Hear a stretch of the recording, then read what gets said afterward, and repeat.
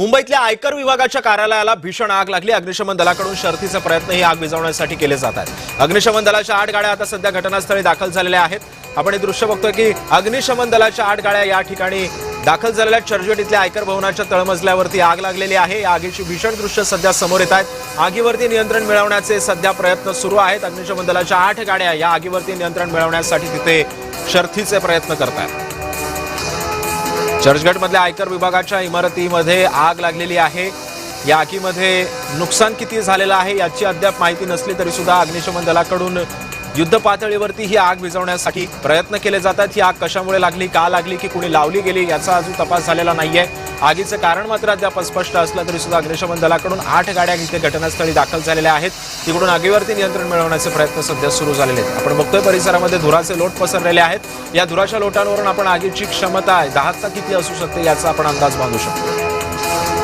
आणि या सगळ्या संदर्भामध्ये आपण थेट या घटनेचा आढावा जाणून घेण्यासाठी जाऊयात। माझा सहकारी जय पवार आपल्या सोबत आहे। जय, सध्या आगीची काय परिस्थिती आहे? अग्निशमन दलाकडून या आगीवरती नियंत्रण मिळवण्यात यश आलंय का?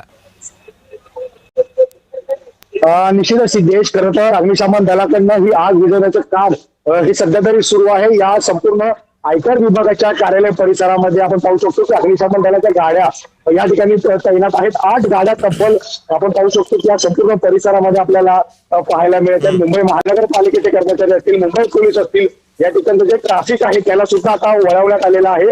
आणि ही इमारत आपण पाहू शकता की आयकर विभागाची जी इमारत आहे आणि या इमारतीच्या बेसमेंटला ही आग लागल्याची घटना त्या ठिकाणी समोर आली। तर म्हणजे तांत्रिक बिघाड झाल्यामुळे कुठेतरी आग लागल्याची माहिती समोर येते। मात्र हा धुरांचा लोड आपण पाहू शकता कशा पद्धतीने या संपूर्ण आयकर विभागातून बाहेर येताना आपल्याला पाहायला मिळत आहे। ज्यावेळी आग लागली त्यानंतर काही कर्मचारी हे इमारतीच्या शेवटच्या मजलीत जाऊन सुद्धा बसले होते। त्यांना सुद्धा काढण्यासाठी अग्निशमन दलाकडनं ही लॅडर लावण्यात आलेली आहे। लॅडरच्या माध्यमातून काही नागरिकांना जे आहे ते सुरक्षित पण जय, आणखी काही जण या इमारतीमध्ये अडकल्याची सुद्धा माहिती मिळते। त्या काही जणांची सुटका तरी झालेली आहे का अद्याप?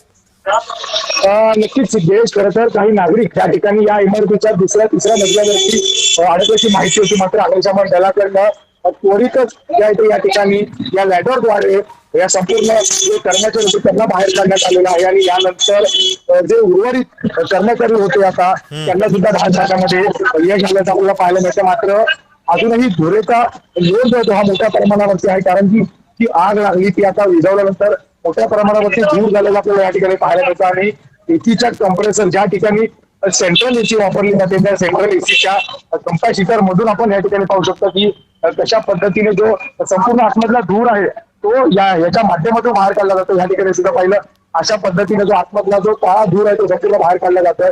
त्यासोबतच आतमधली जी वीज पुरवठा आहे तो वीज पुरवठा सुद्धा पूर्णपणे बंद केलेला आहे। आणि त्यामुळेच आता या ठिकाणी पोलिसांच्या माध्यमातून या आयकर विभागाच्या संपूर्ण परिसरामध्ये अशा पद्धतीचे बॅरिकेडिंग सुद्धा करण्यात येणार आहे। पण या सगळ्या पार्श्वभूमीवर आपण या दृश्यांमधून या आगीचा अंदाज बांधू शकतो। मात्र एकंदरीतच या सगळ्या पार्श्वभूमीवर नुकसान कितपत झालेलं आहे आणि कशा पद्धतीने ही आग आता आटोक्यात आलेली आहे का परिस्थिती सगळी?